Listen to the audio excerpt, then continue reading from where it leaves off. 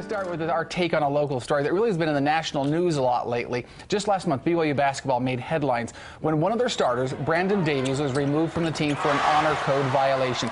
It really would have been easy to point fingers at his mistake, but instead, his coach and teammates talked about moving past the mistakes. We all love Brandon, and he's a great teammate, and he's been great for our team. And so I think each player was dealing with that individually. What you do is you move on.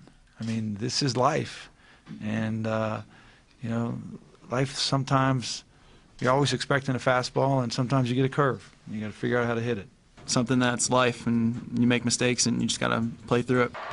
They have helped set the tone for the community and showed the country and showed you how you can move past mistakes, whether they are yours or someone else's. And even if you're not a basketball player, it's a lesson we can all benefit from. Studio 5 relationship coach Matt Townsend has been studying this and how we can react to mistakes. What did you like about how they did this? Loved it. Now, did you see him cutting down the nets? Were you? Oh, yeah. I was at the game. You were there. Tell me how cool that is. This guy that now can't be on the team, that can't perform right when they need him most. They still have him sitting on the bench. The coaches are basically, you remember the first word that Dave Rose just said is, "We love him." Yeah. And then they started pointing out he's a great player. Look at him cut down the nets.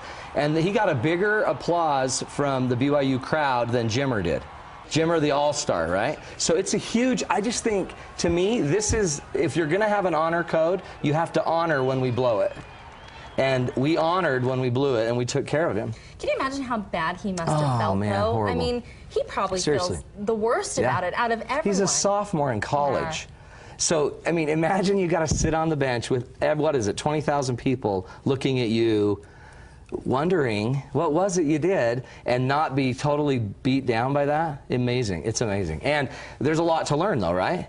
One of the things that we didn't get in the video was Dave Rose said, well, you got to learn from the mistake, okay? So I have 4 keys we're going to talk about to help you overcome your past mistakes. Now, one mistake, for example, if you look at Darren's watch, a really bright red watch is a pretty big mistake. But you know what, Darren? We're just going to learn from it, and we're never going to wear that watch again. I don't want to point out the negative. He's owning it. It's jacked up. It's seriously messed. Okay? Anyway, let's learn from it, Darren. So when I was a kid, what I'm giving you for Christmas next year. Oh, no. You're getting your own red watch. I want that red watch. Okay. It's good looking. I'm sure it's sporty. I just have no taste.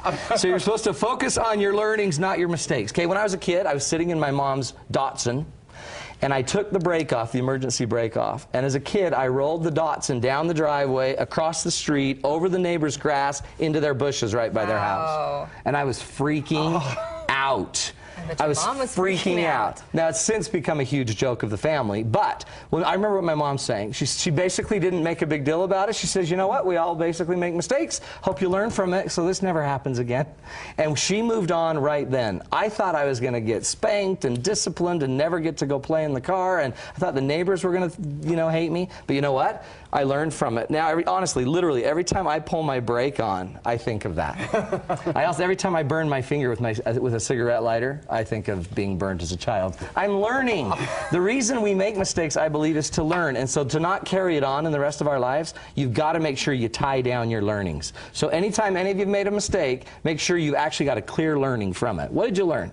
You know, I actually remember that because I've made some horrible mistakes on the air in front of people. I've seen half of them. Yeah, you have. You've been the cause of most of them, I think. And sometimes when I get called on the carpet, my boss acknowledges, saying, I don't have a problem with this, because obviously you've learned. I know you're never going to make this mistake again. Yeah. Jen might still make the mistake because she hasn't gone through the experience. Well, well, she's near perfect. Yeah. And Jen seems to have it. Well, you know, stop it some more. That's good. Just kidding. Good stuff. No, but one thing, I went down and talked to some students at BYU when the story broke and everything, and one of the things that touched me the most is that they were all saying, the students were all saying, you know what, everybody makes mistakes. Everyone makes mistakes. You know what is that? Everyone makes mistakes. Look what they're doing. They're framing him as human. Right. Yeah. So that's what I call giving the benefit of the doubt. Most of the time when we make a big mistake, the second rule is you got to give yourself and others the benefit of the doubt. We're all human. We got to humanize everything. If we don't think we're human, we're in trouble.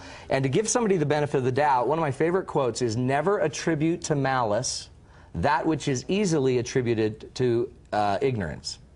I like that. So don't attribute somebody's bad when they're just probably ignorant.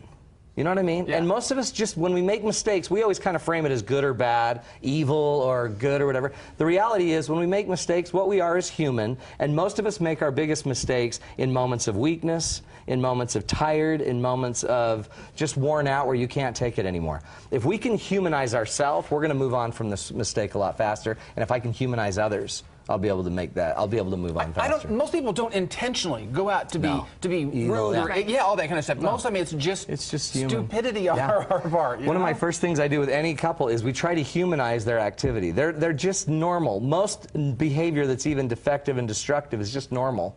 It's normal when you're in that state. When you've had a bad child or a bad upbringing or bad upraising, guess what? You're going to make mistakes. You need to learn.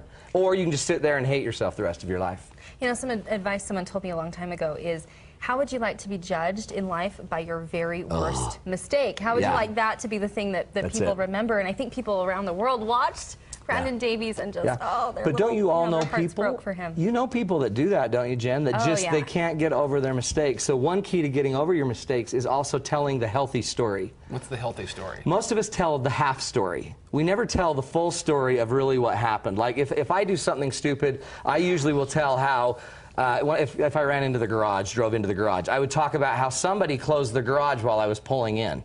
But I might not ever say that that was me that was closing the garage while I pulled in. I just said the door, I won't ever give the whole data.